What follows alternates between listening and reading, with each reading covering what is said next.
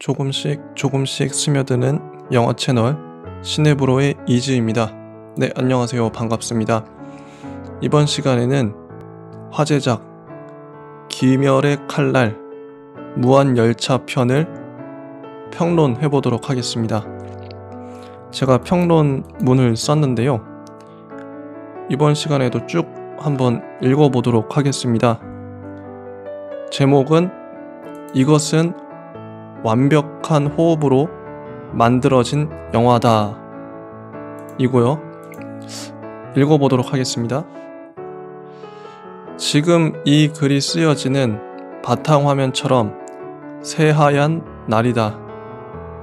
빛이 따스하게 공간을 꽉 채웠다. 편안한 느낌, 어디선가 새소리가 들릴 것만 같은 나른한 오후의 풍경, 시골길이 정겹게 펼쳐진다. 두 사람이 걷고 있다. 목적 있는 걸음이 아니다. 사유하기 위한 걸음이다. 많은 말이 필요하지 않다. 대화는 영혼과 영혼을 잇기 위한 최소한도로 절제되어 있다. 궁극의 경지에 오른 성인의 아우라가 묘하게 느껴진다. 두 사람이 걷고 있는 곳은 공동 묘지다. 음산한 어둠 대신 찬란한 빛이 묘비석 하나하나를 정성스레 비춘다. 실제보다 더 실제 같은 그림으로 극사실적으로 그려진 죽은 자들의 풍경, 마치 한 사람 한 사람의 죽음을 애도하고 기억하는 것만 같다. 이 묘지를 보라. 이 죽음을 보라. 스크린은 온 몸으로 관객에게 집중하고 감탄할 것을 호소하고 있다. 남자의 이마는 자글자글하다. 상처가 난 것인지 오염된 것인지 무슨 이유인지 알 수 없지만 알 수 있을 것 같기도 하다. 이마의 자글거림은 마치 주름처럼 보인다. 그가 가진 고민의 깊이를 대변한다. 그는 온 세상을 짊어지고 세계를 대신해 고민하고 있는 한 사람처럼 보인다. 그가 가진 이마의 주름 개수만큼 사람들을 품고 책임지고 있음이 분명하다. 옆에서 걷는 여자는 고양이 상이다.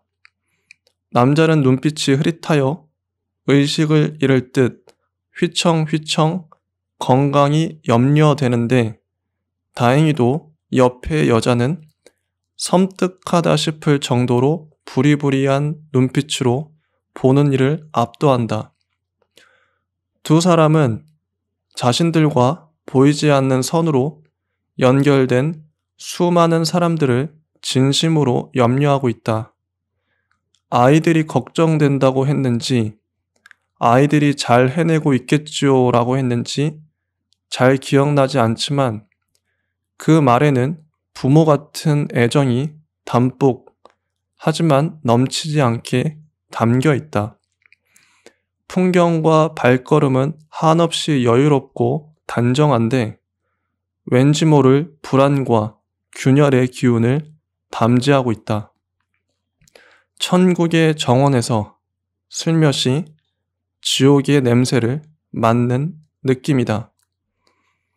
어두운 밤, 새하얗던 무덤들은 연기처럼 사라지고 새까만 열차가 현실처럼 등장한다. 난데없이 새 소년이 나타나 이제 막 달리기 시작하는 열차 뒷공무니에 간신히 올라탄다. 이들의 탑승은 행운일까? 불운일까? 이들은 대체 어디로 가는 걸까?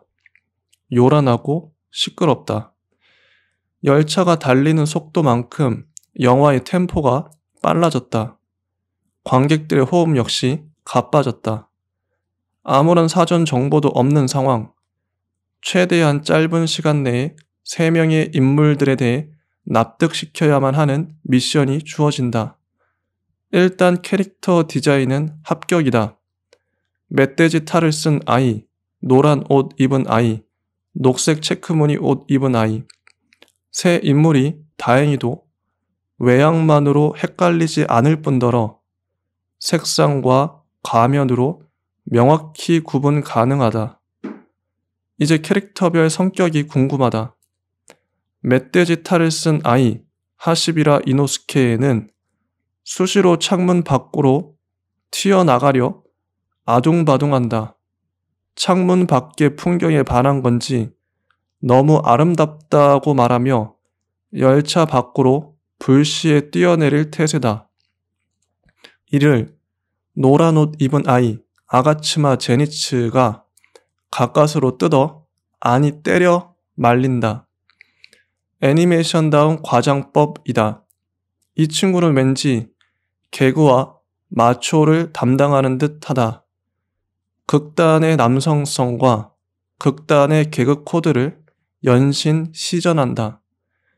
멧돼지 탈은 어쩌면 표정이 드러나지 않기에 이토록 온몸으로 오버해야 겨우 탈 속에 숨은 얼굴이 관객에게 닿는지도 모르겠다. 얼굴이 없기에 누구보다 얼굴이 느껴지도록 연기하기. 그것이 이노스케의 캐릭터성이다. 가만 보니 캐릭터들의 까만 윤곽선이 균일하지 않고 울긋불긋하다. 손으로 그린 느낌. 펜의 강약을 조절하여 외곽선을 땄다. 극한의 노가다와 장인정신이 느껴진다. 얼마나 힘들었을까. 처음엔 원피스 그림체처럼 호불호가 갈릴 것 같다는 인상이 강했다.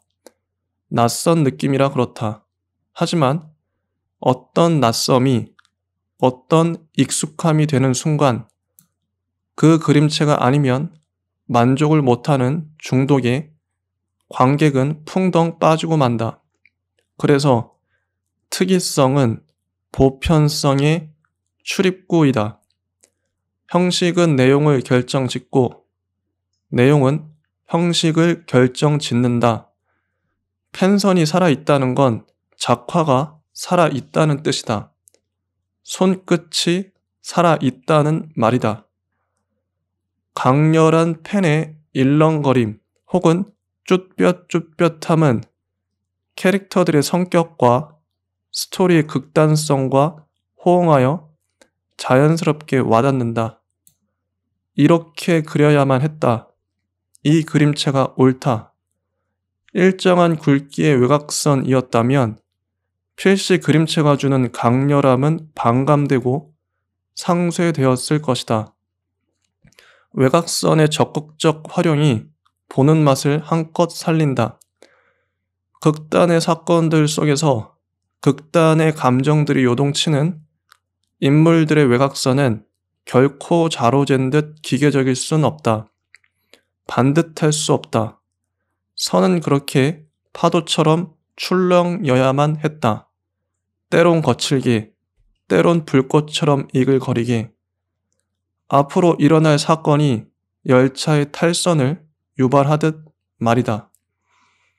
열차 안을 걷던 세 소녀는 낯선 남자와 조우한다. 시각 이전에 청각이 먼저 만난다.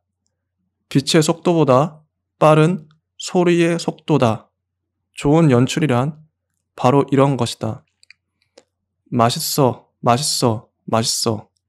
한 단어의 지속적 나열, 무한 반복되는 확신에 찬 오이시. 만화적 용법의 장점 중 하나인 극단적 과장이다. 캐릭터를 최단 시간 내에 관객에게 이해시키는데 만화가 실사보다 유리한 이유다. 특히 만화에서 이런 우습을 유발하는 과장된 동작을 표현할 때 캐릭터는 2등신이 되고 음악은 경쾌하게 놀리는 톤이 되는데 이는 일종의 관객과의 약속과도 같다. 특히나 2등신이 되는 장면들은 초반에 밀집하여 나열된다. 주인공들이 친근해지고 각각의 인물 성격이 명확히 드러난다. 도시락을 수십 개 쌓으며 먹는 남자는 적인가 아군인가 서스펜스가 발생한다. 주인공 삼총사는 이 사람과 이내 친해진다. 그는 주라고 한다. 염주라고 한다. 머리가 빨간 것으로 봐서 불능력자인 것 같다. 주인공 카마도 탄지로는 파란 옷을 입어서 물능력자다. 노란 옷을 입은 제니츠는 번개 능력자고 멧돼지 탈슨 이노스케는 짐승계 능력자다. 이렇게 초등학생도 구분할 만큼 직관적인 캐릭터 디자인이 몰입을 돕는다. 만약 빨간 머리가 물 능력을 썼다면 엄청난 혼란을 초래했을 것이다. 염주 랭코크 쿄주로는 자신이 9명의 주 중 1명이라고 말한다. 쿄주로는 세계관 설명을 친절하게 해준다. 인간을 해치는 혈귀들에 맞서는 귀살대가 있으며 9명의 주에 맞먹는 3명의 상혈귀와 3명의 하혈귀가 존재한다. 어떤 정보도 없이 영화를 보는 나 같은 관객에게 이런 친절한 설명은 참으로 소중하다. 탄지로는 쿄주로의 눈이 자신을 보지 않고 정면만 응시하고 있음을 끊임없이 관객들에게 환기시킨다. 쿄주로의 눈동자는 영화 내내 단 한 번도 흔들리지 않는다. 보통 사람의 눈동자는 피사체를 따라 흔들리는 법이다. 지금 이 글을 읽는 당신의 동공도 글자들을 따라 요란하게 운동하고 있다. 그 사람의 눈을 보면 그 사람의 마음을 알 수 있다. 뷔페 식당에서 초밥, 피자, 파스타, 치킨, 케이크, 수많은 요리들의 눈길이 머무는 까닭은 욕망이 음식들에 달라붙어 있기 때문이다. 사랑하는 사람의 얼굴에 눈길이 머무는 까닭도 내가 그를 간절히 욕망하기 때문이다. 쿄주로의 욕망은 외부에 있지 않고 내면에 있다. 내면에 욕망이 있기에 절대 외부에 잡다한 것들의 시선이 분산되지 않는다. 온전히 정면만을 응시하는 눈은 자신이 무엇을 해야 하는지, 자신이 왜 사는지, 자신이 무엇을 지켜야 하는지, 자신이 이곳에 온 목적은 무엇인지, 자신의 적은 누구이고 자신의 아군은 누구인지, 자신이 무엇을 위해 목숨을 바쳐야 하는지 명확하게 아는 사람의 눈이다. 그에게 혼란이나 혼돈은 없다. 눈이 흔들리지 않는 사람은 육체도 정신도 영혼도 흔들리지 않는다. 절 앞에 세워진 압도적인 사천왕상의 눈빛이 바로 쿄주로의 눈빛이다. 그 이글거리는 눈은 정면만 바라본다. 아니 정확하게는 방문객들을, 당신을 응시한다. 쿄주로는 영화 내내 탄지로도 적도 아닌 관객들을 응시하고 있었던 것이다. 너의 욕망은 무엇을 향하는가? 돈인가? 섹스인가? 권력? 명예? 무엇에 흔들리는가? 왜 흔들리는가? 염주 랭코쿠 쿄주로는 당신에게 묻고 있다. 아니 증명하고 있다. 나처럼 살아라. 나는 결코 흔들리지 않았다. 너도 결코 흔들리지 마라. 이 눈빛은 내가 원피스의 루피에게서 보았던 바로 그 눈빛이었고 슬램덩크의 강백호에게서 보았던 눈빛이었다. 그래, 나는 이 눈을 마음에 담기 위해 극장에 온 것이다. 무언가에 홀린 듯한 수상한 영무원이 열차에 탄 이들의 종이표를 딸깍딸깍 체크한다. 쿄주로는 뭔가 심상치 않은 기운을 느낀다. 열차에 혈귀 2마리가 잠입한 것이다. 찰나에 해치운다. 찰나란 불교 용어로 75분의 1초라 한다. 극한의 경지에 오른 초절정 고수들은 잡다한 동작이 불필요하다. 움직임이 많을수록 하수란 증거다. 한번 휘두르니 혈기 목이 뚝 떨어진다. 새 소녀는 입이 쩍 벌어지며 감탄하고 관객들도 주의 압도적 실력에 와 하는 탄성을 쏟아낸다. 그렇게 두 마리 혈기를 손쉽게 해치웠다. 너무 시시한 싸움이었다. 뻔한 전개였는지도 모른다. 열차랑 공간의 폐쇄성과 한정성 때문에 여기서 혈기 몇 마리가 더 튀어나온들 무슨 액션이 더 가능할까 의심된다. 된다. 그런데 사실 이 네 사람은 잠자고 있었다. 이것은 꿈이다. 영무원이 표를 체크할 때부터 이들은 혈기술로 인해 잠에 빠져들었던 것이다. 첫 번째 반전이다. 시시하게 흘러가는 줄 알았던 영화가 갑자기 흥미진진해진다. 열차 맨 앞, 열차 지붕 위, 하열기 앤무가 당당히 서 있다. 하열기 3명은 상열기 3명의 바로 다음 클래스로 탑6 안에 드는 강력한 파워를 자랑한다.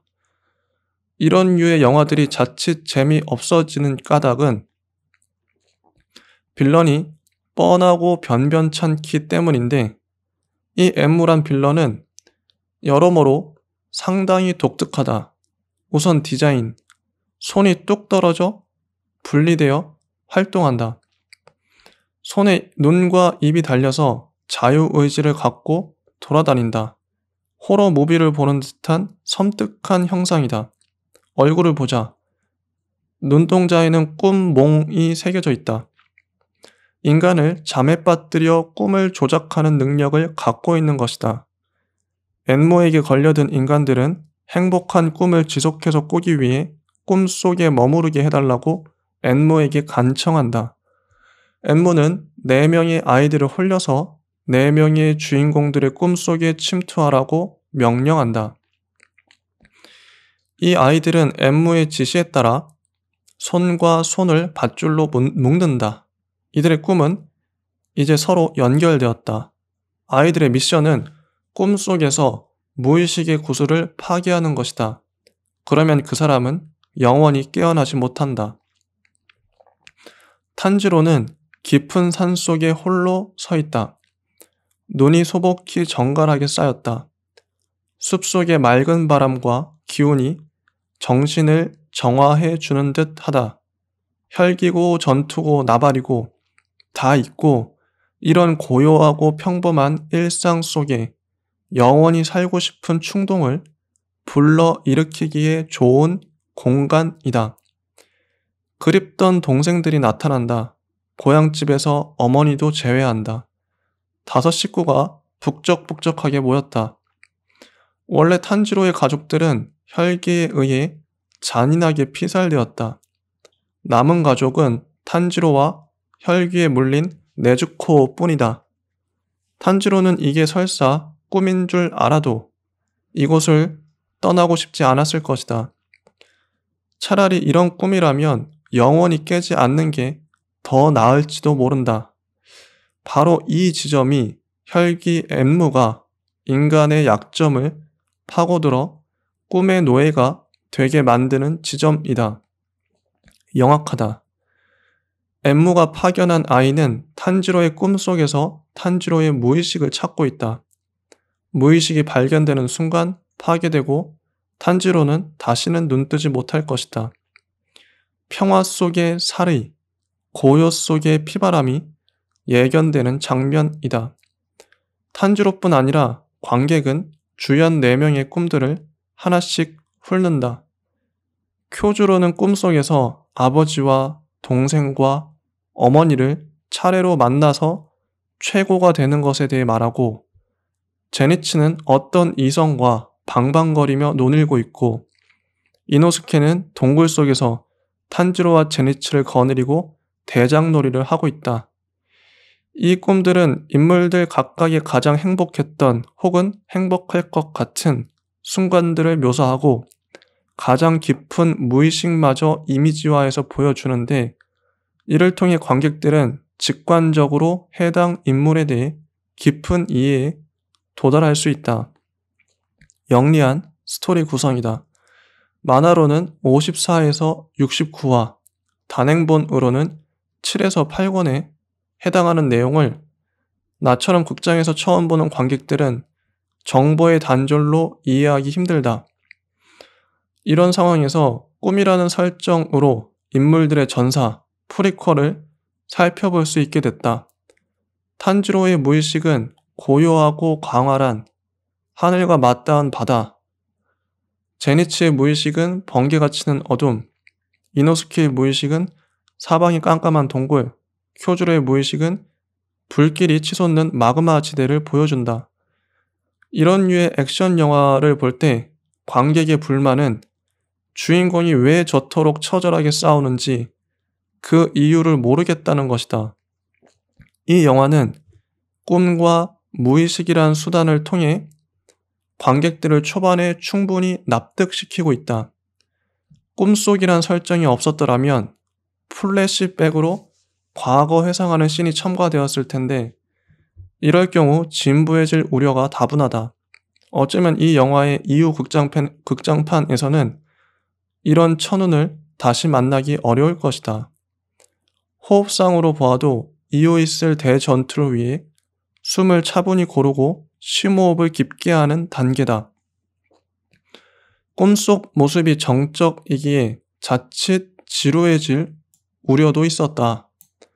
이를 제작진은 극의 중심인물 탄지로와 쿄주로의 꿈은 비중 있게 다루면서도 드라마틱하게 사연 중심으로 전개하고, 제니츠와 이노스케의 꿈은 짤막하게 다루면서도 속도감 있는 필치로 코믹하게 전개했다.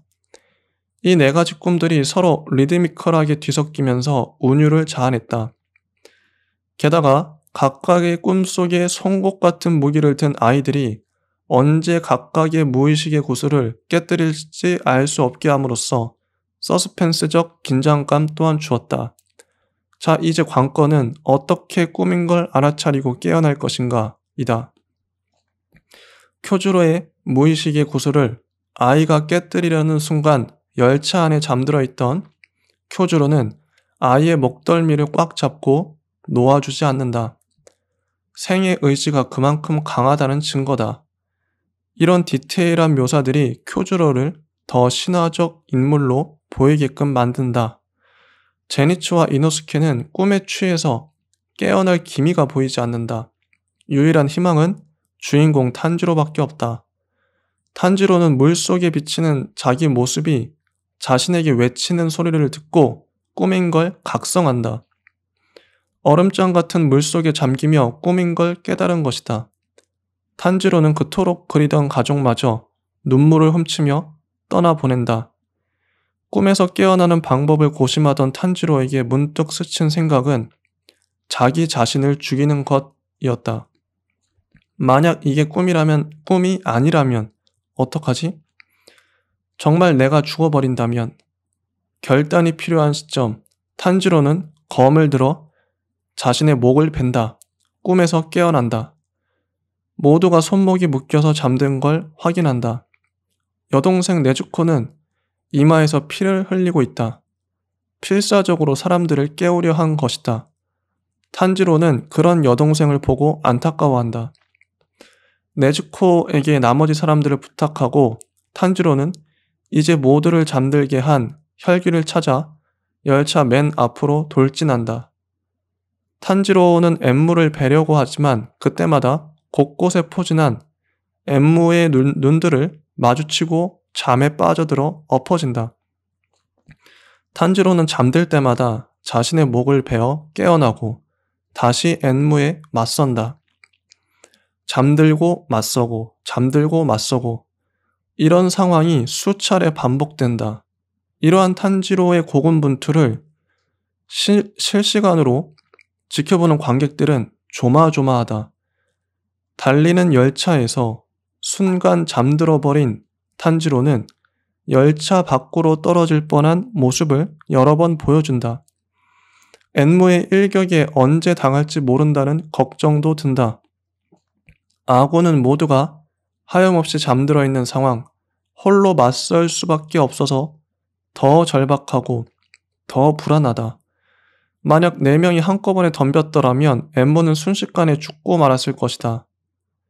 이러한 어쩔 수 없는 상황이 주는 긴장감과 압박감은 세련된 연출이라 할 만하다. 상황이 울게 하고, 상황이 감동하게 하고, 상황이 절박하게 만드는 것. 이것이 연출의 기본이다. 탄지로는 악조건 속에서도 기어이 엔무의 목을 뱉다. 보통의 N이라면 여기서 상황 종료였을 것이다. 그랬다면 뻔한 그저 그런 영화 중 하나로 기억되었을 것이고 일본 역대 흥행 1위라는 영광의 타이틀도 얻지 못했을 터다. 이 정도 스토리로는 역대는커녕 박스오피스 1위도 어려운 게 사실이다.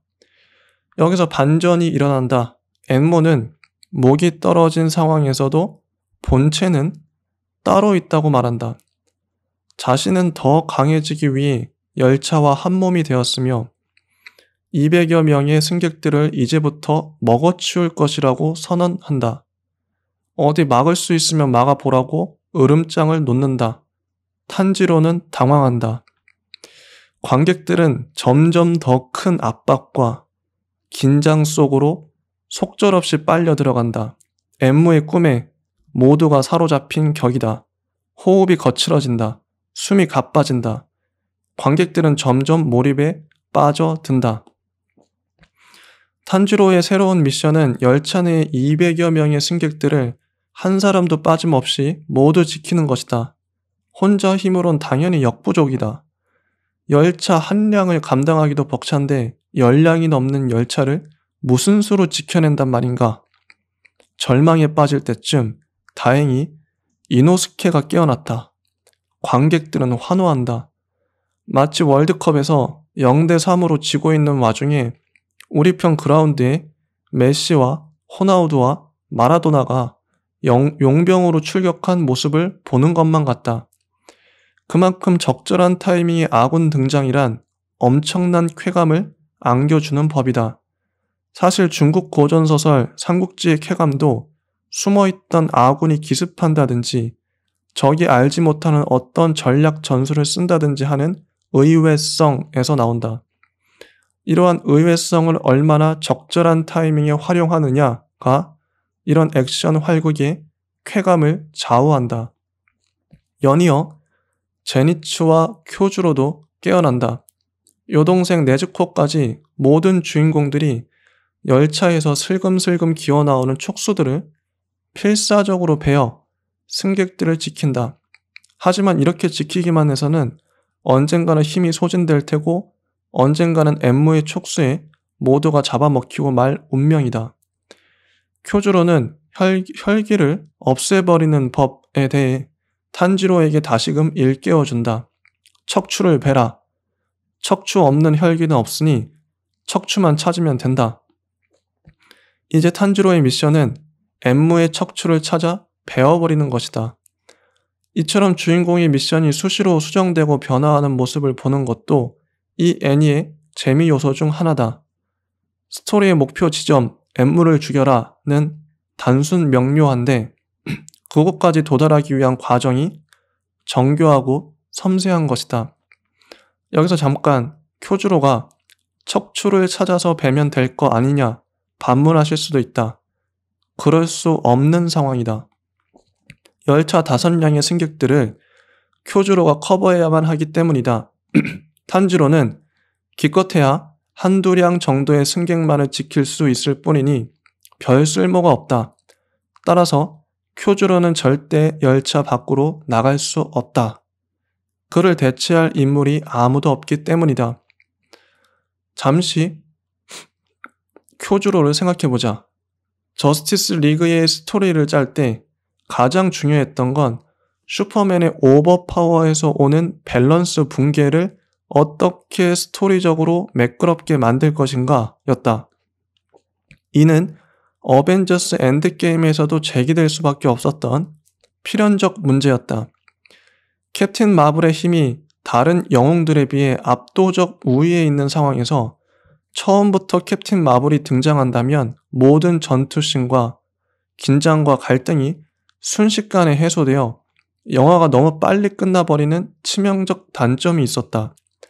각본가와 감독은 영리하게도 이걸 알아서 캡틴 마블이 우주 어딘가에서 무척이나 바빴고 최대한 빨리 지구의 구원 요청을 받아온 게 영화의 막바지라는 설정이었다.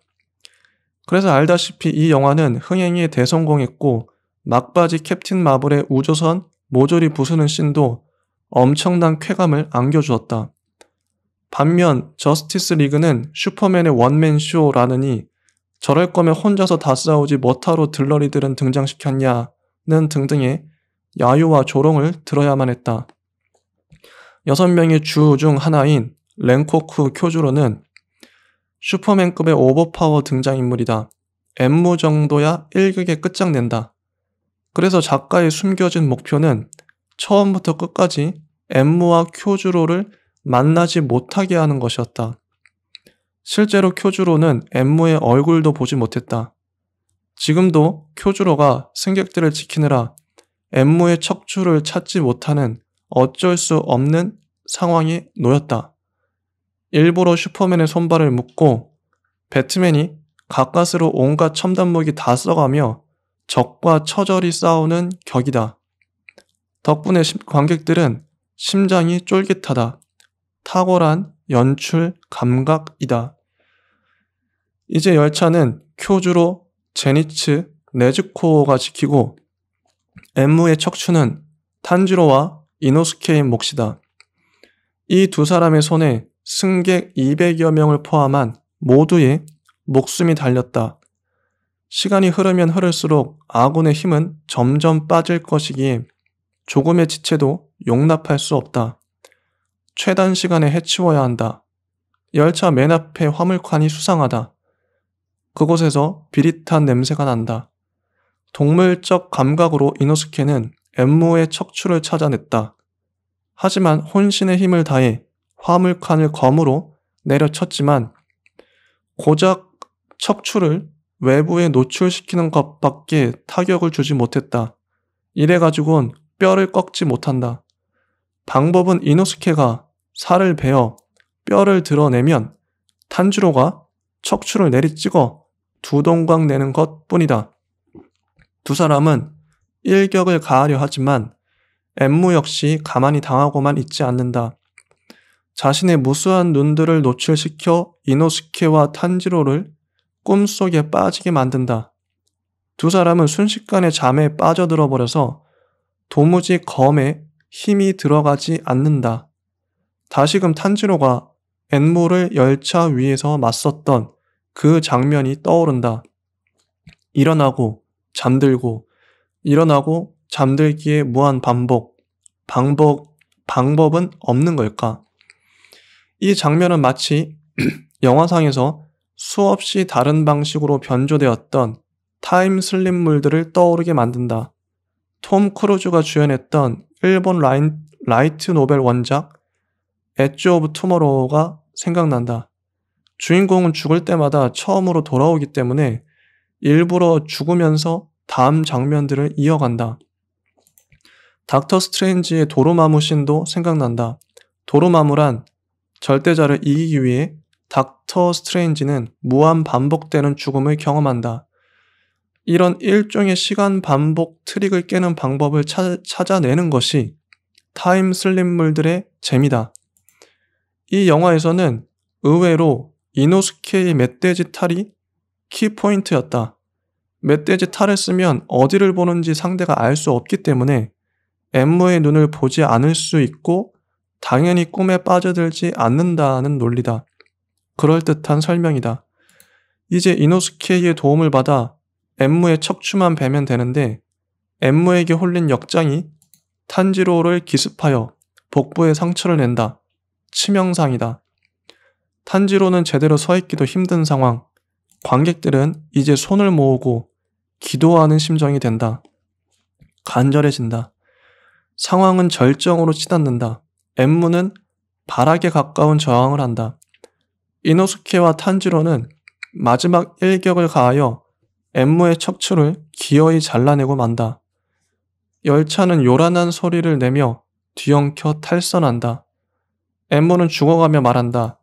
상혈기의 피를 받으면 완전해질 줄 알았는데 저런 애송이에게 지다니 분하다. 열차와 한 몸이 되었는데도 결국 강해지지 못했단 말인가. 엠무는 허무하게 연기가 되어 사라진다. 탄지로는 바닥에 누워있다. 관객들은 이 정도면 꽤 훌륭한 애니였다고 생각하며 일어날 준비를 한다. 그런데 이게 끝이 아니었다. 탄지로 앞에 상혈귀 아카자가 등장한 것이다. 9명의 주에 맞먹는, 아니 어쩌면 그보다 더 강한 혈귀들 중 탑3 안에 드는 엄청난 녀석이 하필 이 타이밍에 주인공 앞에 나타난 것이다. 씨바, 잣됐다. 관객들은 탄식을 지른다. 잠시 맛보았던 안도감을 뒤로하고 긴장감은 극에 극을 달린다. 나는 속으로 이 애니 미쳤다를 연발한다. 탄지로는 일어날 힘도 없다. 컨디션이 100%였다고 해도 일격에 죽고 말 것이다. 급이 다르기에 저런 상대 앞에선 무조건 도망치는 것만이 살 길이다. 그런데 도망칠 힘도 없다. 절체절명의 위기다. 마침 이노스케가 옆에 있지만 별 도움이 안 될 것 같다. 이들에게 남은 건 몰살 뿐이었다. 이때 렌고쿠 교주로가 등장한다. 탄지로와 엔무의 아마추어 복싱 경기가 이제 막 끝나고 마이크 타이슨과 홀리필드의 헤비급 세계 타이틀전 빅매치를 보는 기분이다. 각본가는 이 클라이맥스 씬을 마지막에 보여주기 위해 모든 씬들을 천천히 쌓아 올려왔던 것이다. 탁월한 감각에 나는 경외감마저 느꼈다. 지금까지 이런 호흡을 가진 액션 활극이 또 있었던가 싶다. 단언컨대 이 영화는 액션 장르의 교과서라 할 만하다. 액션 영화를 만들고자 한다면 이 영화를 먼저 보시라. 모든 액션의 기준이 될 만하다. 액션 영화에서 가장 중요한 건 호흡이다. 호흡은 액션과 스토리의 강약 조절과 흐름을 말한다. 총 정리하는 차원에서 이 영화의 호흡을 다시 한번 돌아보자. 관객들이 순간마다 어떻게 반응할 수밖에 없는지 살펴보자. 우선 묘지를 거니는 첫 장면은 지극히 정적이다. 고요한 호흡. 그리고 새 주인공이 열차를 다급히 올라타는 모습을 보여줌으로써 호흡이 다소 가빠졌다. 경쾌함이 살아난다. 이내 잠잠해지는가 싶더니 쿄주로가 식사하는 장면을 목격하며 다소 호흡이 가빠진다. 아군인 걸 인지하고 차분해진다. 쿄주로의 설명씬으로 잔잔해지는가 싶더니 두 마리 혈기를 발견하고 일격에 처단하며 순식간에 호흡이 빨라졌다. 그런데 이내 잠에 든 주연 4명의 모습을 발견하며 관객들은 일순간 충격에 빠진다. 꿈속 장면은 다소 평이한 호흡을 이어가지만 그곳에 잠복한 4명의 암살단 때문에 관객의 호흡은 불규칙하게 긴장한다. 탄지로가 꿈인 걸 알아채고 자기 목을 베는 순간 호흡이 가빠진다. 탄지로가 엠무와 대결하는 장면에선 호흡이 정점에 이른다. 겨우 엠무를 해치웠을 때 휴 하고 한숨을 내쉬지만 이내 엠무의 계략이 드러나자 관객들의 호흡은 빨라진다. 이제부터 정황상 호흡은 기본적으로 상층부에서 가쁘게 훅훅 거릴 수밖에 없는데 앞에서도 서술한 맥락으로 인해 관객들은 주인공과 같이 호흡하게 된다. 이것이 호흡법의 최절정 단계인 관객과 주인공이 하나 되는 경치, 즉 주와 일체, 주인공과 내가 한 몸이 된다의 경지다. 엠무의 몸이 열차로 밝혀졌을 때부터 관객은 이미 탄지로가 되었다. 그렇게 급박하게, 절박하게 간절하게 호흡하며 탄지로가 엠무를 기어이 물리치는 순간 우리는 함께 기뻐했고 함께 안도했다. 그런데 이제 상혈기 아카자가 등장해버린 것이다. 자, 호흡의 강약 조절이 느껴지는가? 약과 강을 넘나들며 관객들이 지루할 틈도 없이 절묘하게 지그재그 균형을 맞추며 호흡이 이루어지고 있다. 호흡은 너무 빠르기만 해도 안 되고 너무 느리기만 해도 안 된다. 노래를 생각해보자. 고음만 있는 노래는 쉽게 질린다. 하지만 고음과 저음이 어우러진 노래는 듣는 맛이 있다. 랩도 그렇다. 천천히 뱉는 구간과 빠르게 뱉는 구간을 절묘히 섞어주어야 듣는 맛이 살아난다. 사실 모든 분야가 그러하다. 요리를 잘하는 건 매운맛과 싱거운 맛, 짠맛과 단맛의 조화로움을 안다는 것이다. 노래를 잘한다는 건 소리의 강약 조절을 세련되게 해낼 수 있다는 것이다. 영화를 잘 만든다는 건 호흡을 가지고 놀 줄 안다는 것이다. 영화 평론을 잘한다는 건 이런 호흡의 높고 낮음, 강과 약, 미세한 차이점들을 포착할 수 있다는 것을 의미한다. 나는 이 영화를 볼 때 특히나 나의 호흡에 집중했다. 저 장면에서 나의 호흡이 빨라지는지, 느려지는지, 높아지는지, 낮아지는지 나는 수시로 내 호흡 상태를 체크했다. 나는 후반으로 갈수록 내 호흡이 거칠어지는 것을 느꼈지만 그게 조금도 불편하지 않고 자연스러운 상승감으로 느껴졌다. 영화 상영 내내 나의 호흡과 영화의 호흡을 번갈아 느끼며 몇 번이나 감탄했는지 모른다. 저 장면에서 이 장면으로 넘어간다고? 이건 완벽한 호흡 조절에 관한 교과서다. 모든 씬들이 유기적으로 구성되어 관객들의 호흡을 완벽하게 통제하고 있었다. 엠무의 꿈도 이보다 완벽할 순 없을 것 같아.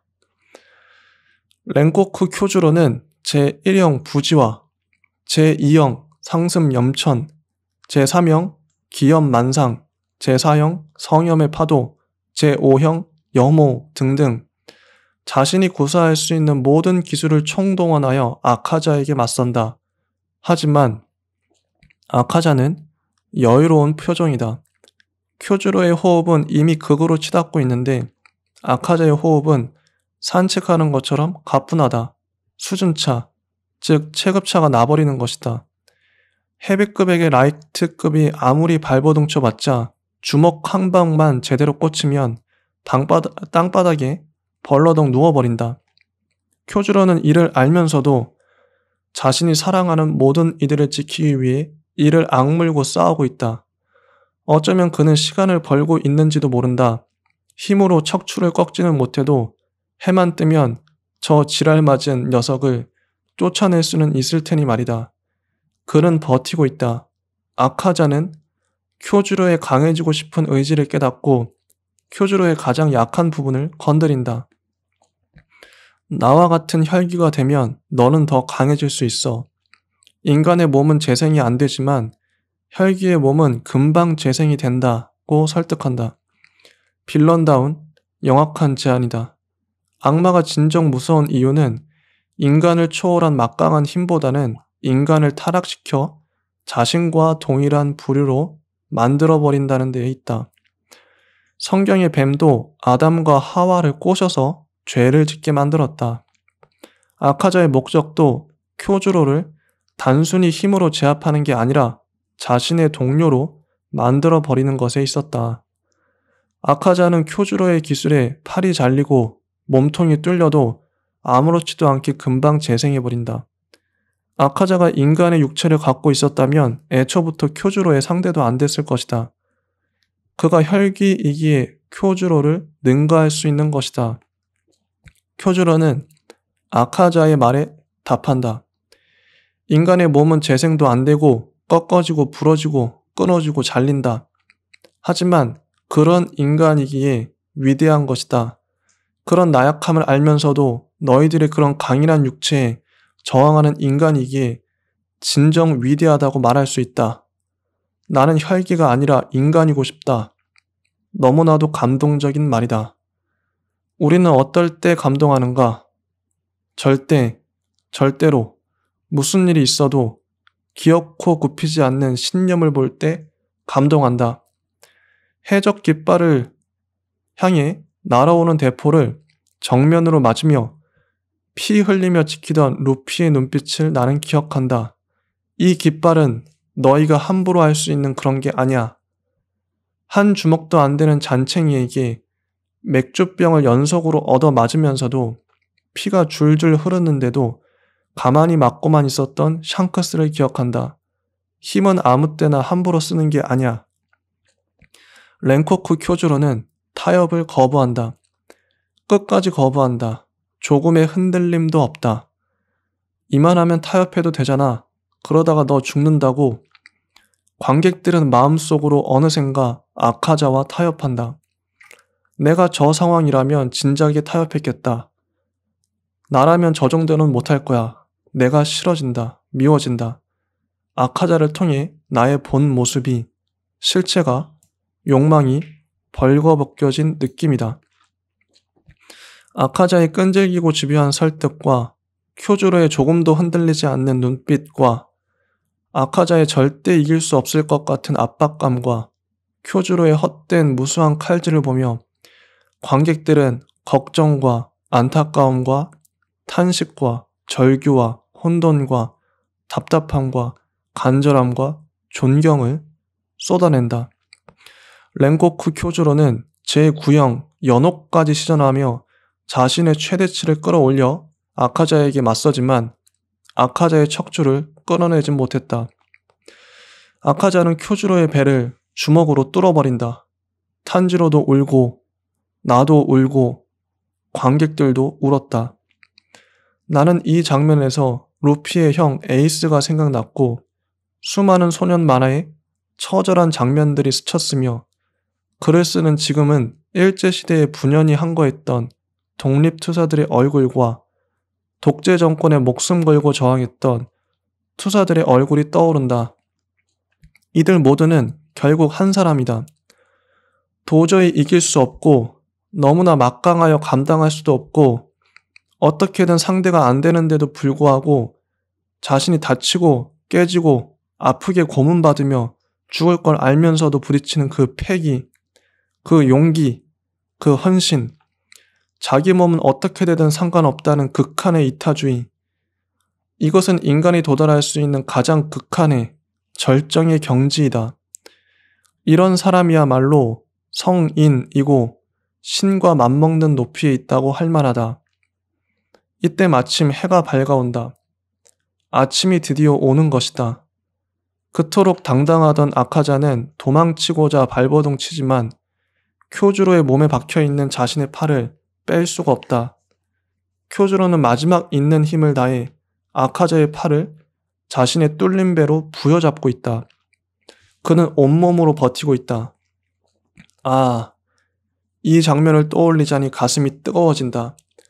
일찍이 이런 장면은 어디서도 본 적 없다. 한계에 달한 사람이 한계를 초국하여 버티는 장면. 울컥하는 마음을 참을 수 없다. 이런 뜨거움을 아는 사람만이 이런 장면을 가슴에 품고 살 수 있고 만들 수도 있다. 나는 일본 애니와 만화에서 이런 장면이 나올 때마다 감격한다. 사람이 어찌, 사람이 어떻게, 사람이. 아카자는 비겁하게 자신의 양팔을 절단하여 꽁무니 빠지게 숲속으로 도망간다. 이를 지켜보던 탄지로는 도망치지 말라면서 아카자의 그 검을 날려 가슴을 꿰뚫지만 아카자는 헐레벌떡 도망간다. 탄지로는 맞서 싸우라고 아카자에게 소리친다. 쿄주로는 너에게 모든 것을 쏟으며 맞서 싸웠다. 맞서 싸워라. 싸우라고. 그렇게 쿄주로는 죽는다. 죽으면서 탄지로 뒤편에 어머니를 본다. 어머니는 쿄주로에게 신념을 끝까지 지켜서 잘했다고 말한다. 쿄주로는 펑펑 운다. 이노스케는 너무 슬픈 나머지 쿄주로를 때리며 운다.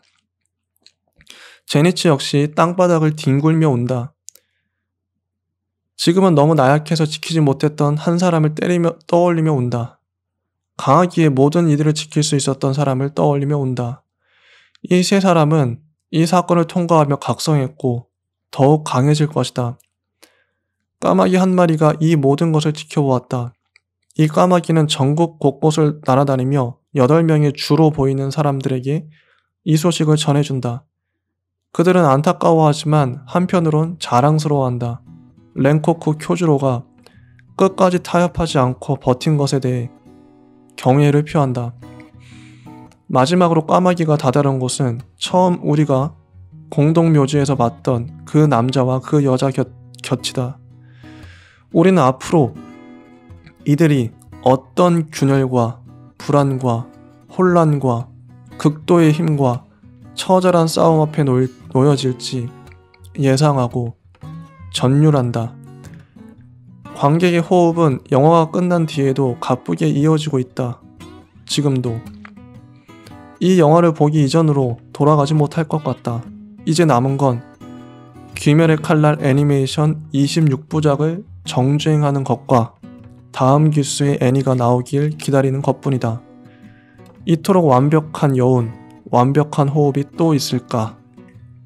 네, 여기까지가 귀멸의 칼날 무한열차 편에 대한 저의 평론이었어요. 한 차근히 읽으니까 한 50분 정도 되네요. 정말 감동적이었고 액션도 훌륭했고 정말 완벽한 영화였습니다. 완벽했어요. 이게 일본 애니메이션 뿐만 아니라 일본 영화 전체 박스오피스 역대 박스오피스 1위라고 하죠. 2600만 명인가 2700만 명이 봤대요. 센과 치히로의 행방불명이 그동안 1위였는데 그걸 가뿐히 뛰어넘었다고 합니다. 지금도 일본에서는 많은 사람들이 보고 있는 것 같아요. 지금 일본의 1위는 에반게리온 마지막 영화라고 알고 있고요. 지금 대단하죠. 이걸 못 보신 분들은 꼭 보시기 바랍니다. 정말 명작입니다. 명작이고 걸작입니다. 저는 이 귀멸의 칼날 애니메이션 시리즈를 다 챙겨볼 생각이에요. 너무 감동받았기 때문에요. 랭코쿠 쿄주로 제 가슴에 묻고 살아갈 생각입니다. 존경합니다. 정말 루피를 제가 가장 존경하는데 루피와 맞먹을 정도로 정말 존경합니다. 예, 요번 시간에 여기까지고요. 또 다음 주에 또 찾아뵙도록 하겠습니다. 네, 감사합니다.